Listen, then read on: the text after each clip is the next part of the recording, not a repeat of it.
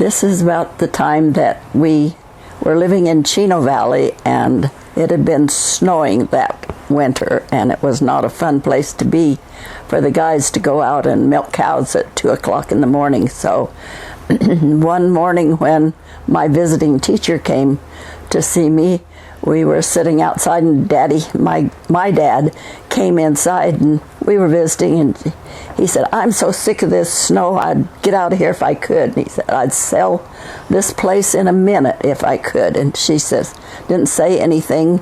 He said, "I'd just get up and walk out of here. We'd just take our personal things and walk out." And so it wasn't very many days or maybe weeks later that she came to the house and said, "I have a buyer for your property. What will you take for cows and everything?"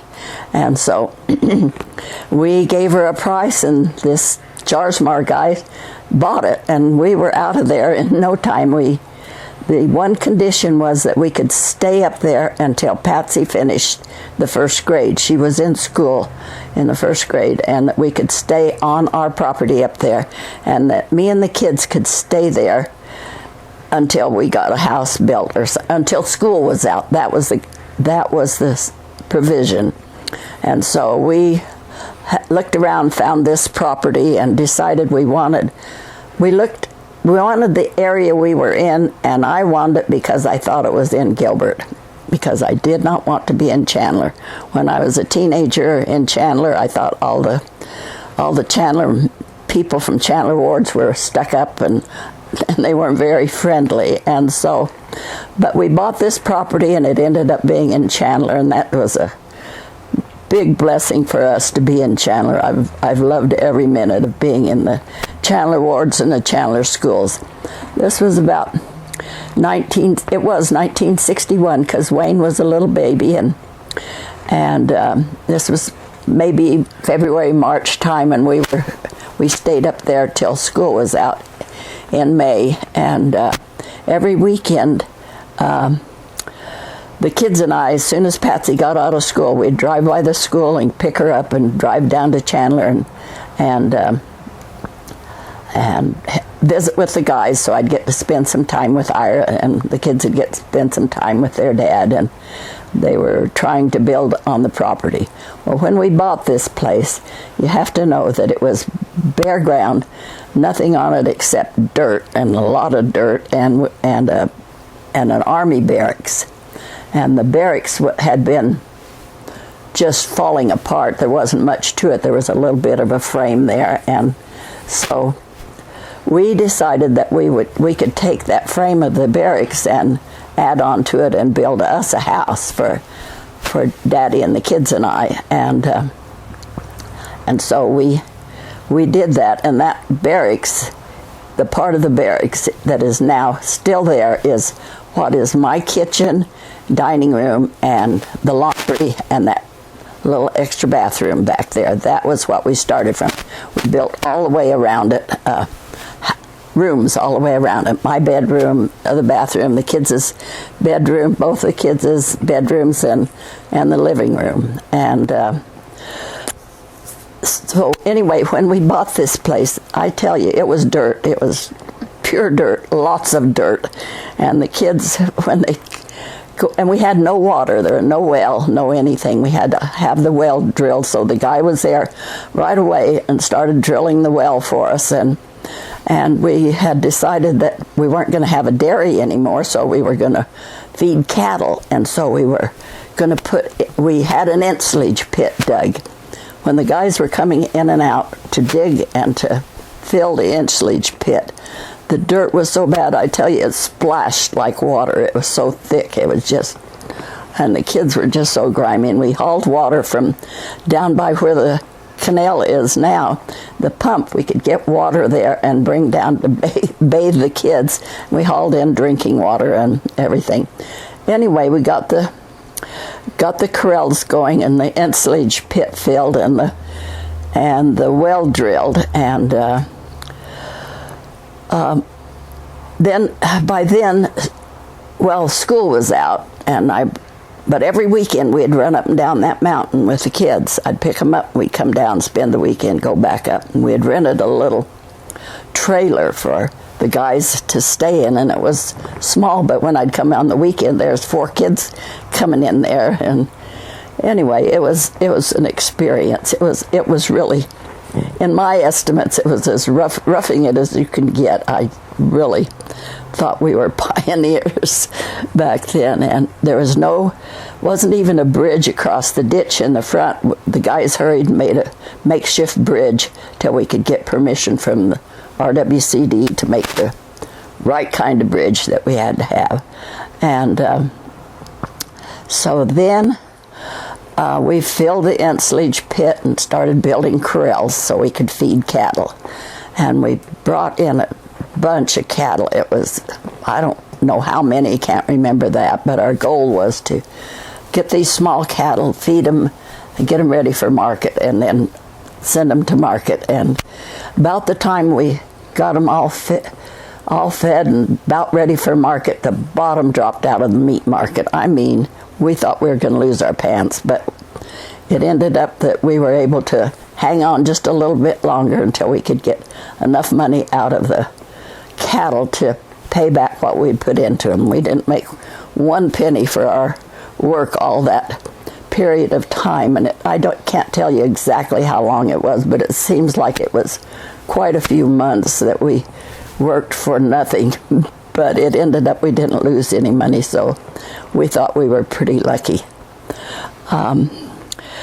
When we first moved there, when we barely got moved in, well, after our house was finished, the guys started building a house for my parents, and so there was 2, our houses were both right there, and their house is where Cindy's house is now, and so by then school had started, and Steve was going to school, and Patsy was going to school, and then, like I say, when the cattle were ready for market, we sold them all and said, well, we're not doing that anymore.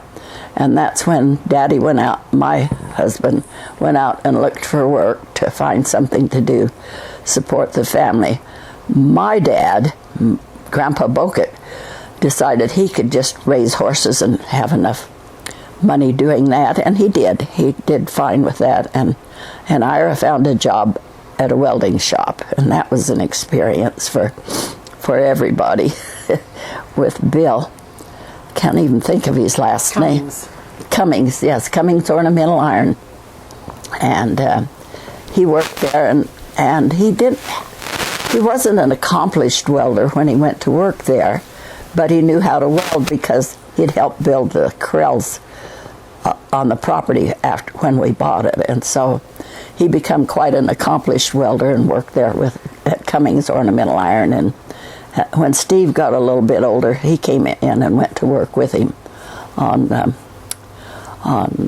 weekends, and he could work there on Saturdays and make a little bit of spending money for him. And he saved enough money, Steve did, from the time he could start working there at Cummings Ornamental Iron. He saved enough money to buy him a car.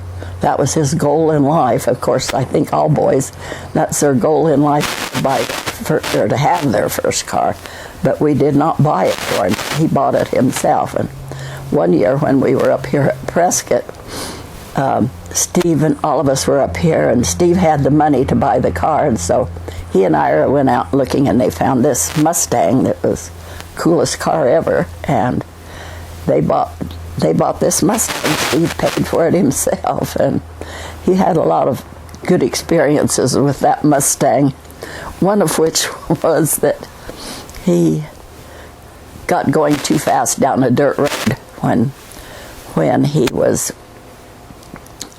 driving it, and he lost control of it, and it jumped the ditch, and we ended up, partly it was a dry ditch, thank heavens, and that's still a family joke that he jumped that ditch, that the throttle stuck on the car, and he jumped the ditch, and so that's a family joke we still talk about with Steve. I go back to the property. I can't think of a lot to tell you about it, except that we loved Chandler once we got there, all of us, and we had only been in our house, and it wasn't even in any means complete. It was, we were still painting and still doing the mudding on the drywall and that type of stuff, but school was out, and we'd agreed to get out of that property, and so we did. And we'd only been there that short time, and when the bishopric came and called Ira to be Sunday school superintendent, and I just thought, how can he possibly do that and work and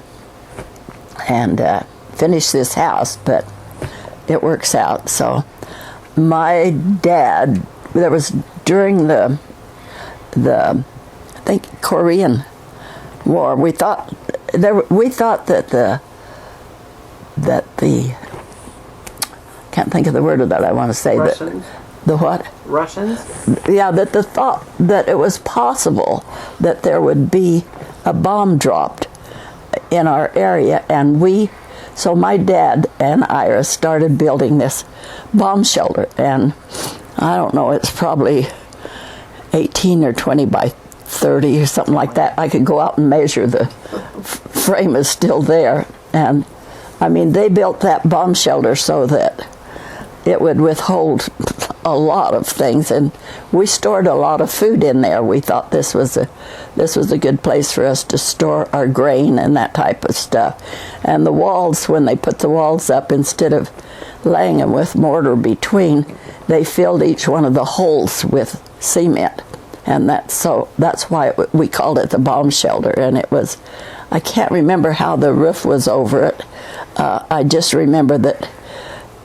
Yeah. Anyway, one time when after Ira had quit working at Cummings Ornamental Iron and went to work at General Motors, at first he was some of the times he was having to work nights, and he was just having such a horrible time sleeping, and I was having a horrible time keeping little kids quiet so he could sleep. And so we moved a bed out there in the bomb shelter because it was dark and it was quiet and he could get some rest. And I remember him sleeping out there he didn't stay on night shift too long, but it helped us out. So I remember that. But that bomb shelter, when we had to take it down, it was and still the foundation is still there, and it's yeah. My dad raised horses, loved raising horses. My mom and dad loved horses. They rode horses almost every single day. And they were raising Appaloosa horses. And he'd breed the horses and get a colt, and then he could sell the colts and make some money that way. And he was doing something that he loved, and he was still making a little bit of money on it.